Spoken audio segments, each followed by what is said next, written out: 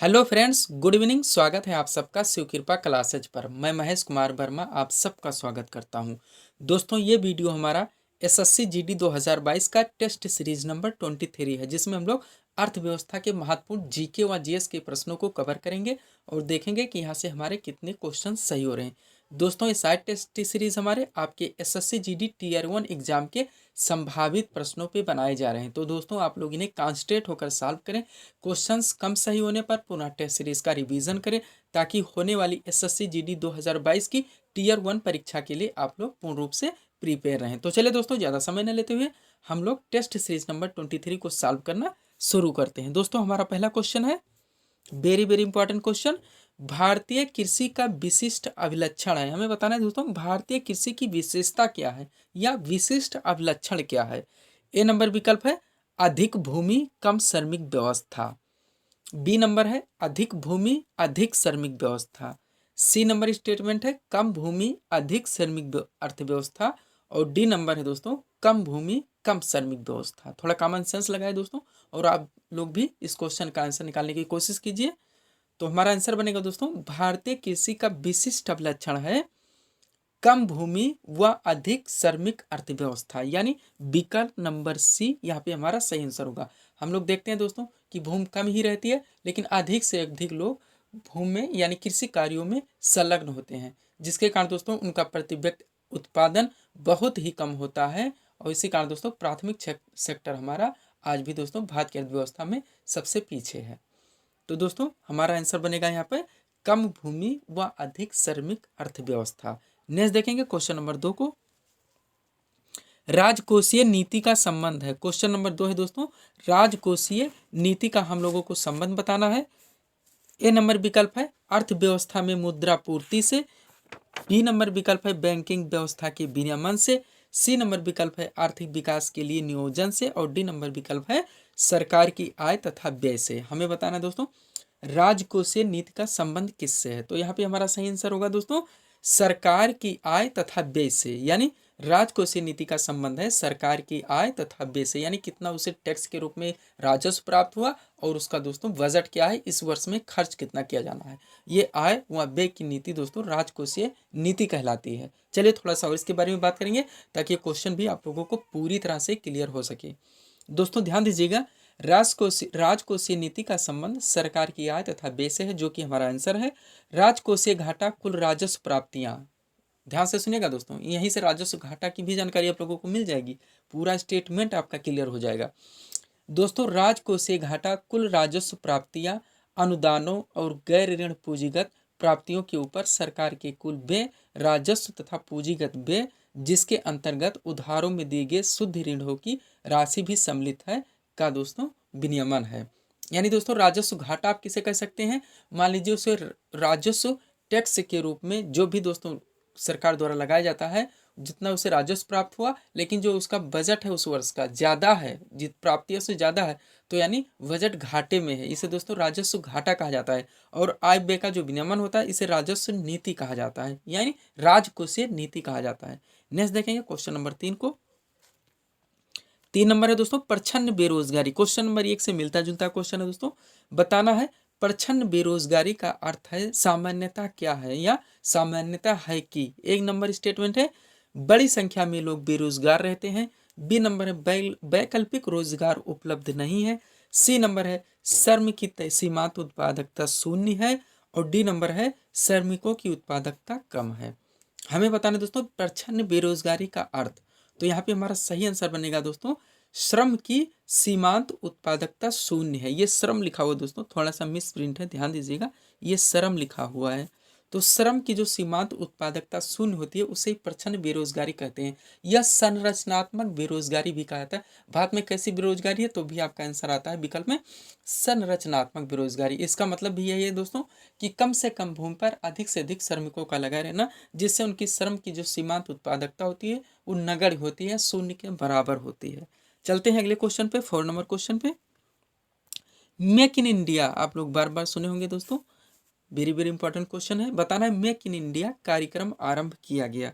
ए number विकल्प है नवंबर 2012 में। बी नंबर है सितंबर 2014 में। सी नंबर है जनवरी 2014 में। और डी नंबर है सितंबर 2016 में हमें बताना दोस्तों मेक इन इंडिया कार्यक्रम आरंभ किया गया। तो हमारा सही आंसर क्या होगा दोस्तों? सितंबर 2014, यानी विकल्प नंबर बी। मेक इन इंडिया कार्यक्रम दोस्तों सितंबर 2014 में आरंभ किया गया। थोड़ा सा सुनिएगा दोस्तों ध्यान से, एक स्टेटमेंट यहाँ से हम लोग जानकारी लेंगे। दोस्तों प्रधानमंत्री नरेंद्र मोदी द्वारा, किसके द्वारा? प्रधानमंत्री नरेंद्र मोदी द्वारा मेक इन इंडिया कार्यक्रम सितंबर 2014 में, जो कि हमारा आंसर है। इस कार्यक्रम का उद्देश्य भारत को एक प्रमुख निवेश के रूप में या निवेश गंतव्य तथा जो विनिर्माण यहाँ का है दोस्तों, डिजाइन है, नवाचार, ये सारी चीज़ों में दोस्तों वैश्विक केंद्र के रूप में प्रचारित करना या स्थापित करना था दोस्तों मेक इन इंडिया। नेक्स्ट देखेंगे 5 नंबर क्वेश्चन। वर्तमान में नीति आयोग के सीईओ, दोस्तों प्लानिंग कमीशन की जगह पे अब नीति आयोग चल रहा है, आप लोग जानते हैं। हमें बताना है कि इसके सीईओ कौन है, यानी चीफ एग्जीक्यूटिव ऑफिसर।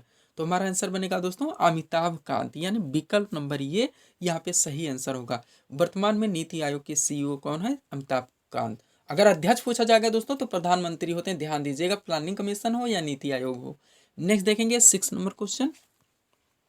भारत का सबसे बड़ा व्यापारिक बैंक है कौन सा है, ये बताना दोस्तों। व्यापारिक bank, A NABARD, B state bank of India, C ICI bank और डी नंबर है दोस्तों union bank of India. C था दोस्तों आईसीआईसीआई बैंक और डी है यूनियन बैंक ऑफ इंडिया। हमें बताना दोस्तों भारत का सबसे बड़ा कमर्शियल बैंक यानी वाणिज्यिक बैंक, व्यापारिक बैंक कौन सा है?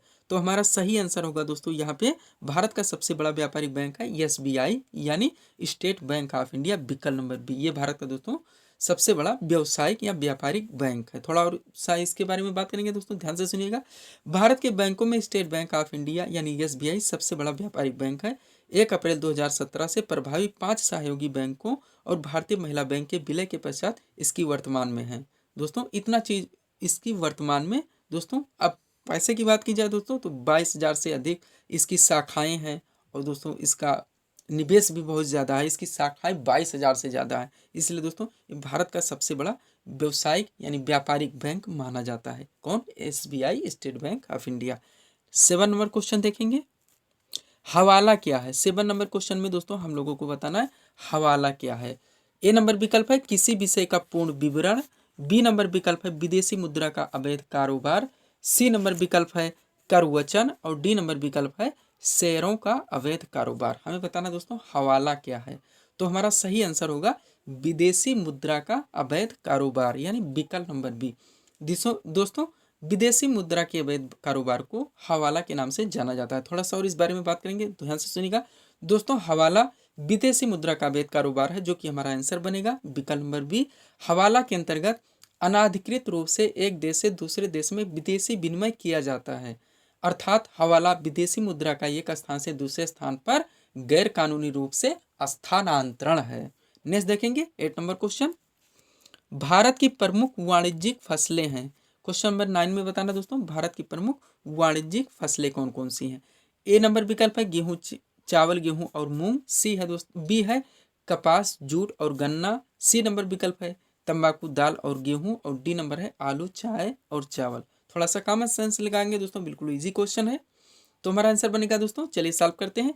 चावल एक खाद्यान्न फसल है दोस्तों, जो विकल्प नंबर ये दिया गया है। गेहूं भी खाद्यान्न फसल है, तो ये कट जाएगा। अब ये में चावल और गेहूं कट रहा है, तो चावल कहीं आ रहा है तो डी में भी आ रहा है, ये भी गया दोस्तों। यानी यहाँ पे भले आपका जो व्यापारिक फसल है, लेकिन चावल साथ में दिया गया है, तो वो भी विकल्प हट जाएगा। 2 विकल्प बचे हैं दोस्तों, कपास, जूट और गन्ना, तंबाकू, दाल और गेहूं। तो गेहूं भी एक खाद्यान्न फसल है, ऐसे मोटे मोटे लगा लेंगे तो हमारा सी भी हट जाएगा। बचा क्या दोस्तों? विकल्प नंबर बी, यानी कपास, जूट और गन्ना, ये सब वाणिज्यिक फसलें हैं, जो कि हमारा आंसर है। थोड़ा सा ध्यान से सुनिएगा दोस्तों, और भी वाणिज्यिक फसलों के बारे में हम यहाँ बात करेंगे। दोस्तों भारत की प्रमुख वाणिज्यिक फसलें हैं कपास, तिलहन, जूट, गन्ना और तंबाकू। जबकि प्रमुख कुछ रोपण फसलें हैं दोस्तों, जो भी व्यापारिक मानी जाती हैं, जिसमें चाय आएगा, काफ़ी आएगा, नारियल आएगा और रबड़ आएगा। ये सब दोस्तों भारत की प्रमुख वाणिज्यिक फसलें हैं। नेक्स्ट देखेंगे 9 नंबर क्वेश्चन, प्रधानमंत्री उज्ज्वला योजना। क्वेश्चन नंबर 9 है दोस्तों, प्रधानमंत्री उज्ज्वला योजना यानी PMUY का प्रधान उद्देश्य क्या है? आप लोग बार बार सुने होंगे दोस्तों, हाईलाइटेड क्वेश्चन है। ए नंबर विकल्प है ग्रामीण सड़कों पर विद्युत प्रकाश की व्यवस्था। बी नंबर है BPL परिवारों को LPG कनेक्शन देना। सी नंबर विकल्प है बीपीएल परिवार के मुखिया का बीमा करवाना, और डी नंबर है कोई भी विकल्प सही नहीं है, यानी उपरोक्त में से कोई नहीं, नान ऑफ दिस। तो हमारा आंसर क्या होगा दोस्तों, प्रधानमंत्री उज्ज्वला योजना का प्रधान उद्देश्य है बीपीएल परिवारों को एलपीजी कनेक्शन देना, यानी विकल्प नंबर बी यहाँ पे हमारा सही आंसर होगा। नेक्स्ट देखेंगे दोस्तों क्वेश्चन नंबर 10 और इस सीरीज का दोस्तों लास्ट क्वेश्चन है दोस्तों, योजना पत्रिका का प्रकाशन निम्नलिखित में से किसके द्वारा होता है। योजना जो आप पढ़ते चले आए दोस्तों कई भाषाओं में उपलब्ध है। ये नंबर विकल्प है योजना आयोग, बी है राष्ट्रीय विकास परिषद, सी है विज्ञान और दृश्य प्रचार निदेशालय, और डी है सूचना एवं प्रसारण मंत्रालय। तो सही आंसर क्या होगा दोस्तों, योजना पत्रिका जो कि एक मासिक पत्रिका है, ध्यान दीजिएगा ये भी बार बार पूछा जाता है। योजना पत्रिका जो कि एक मासिक पत्रिका है, इसका प्रकाशन किसके द्वारा किया जाता है, तो सूचना एवं प्रसारण मंत्रालय भारत सरकार के द्वारा किया जाता है, यानी विकल्प नंबर डी यहाँ पे हमारा सही आंसर होगा, सूचना एवं प्रसारण मंत्रालय।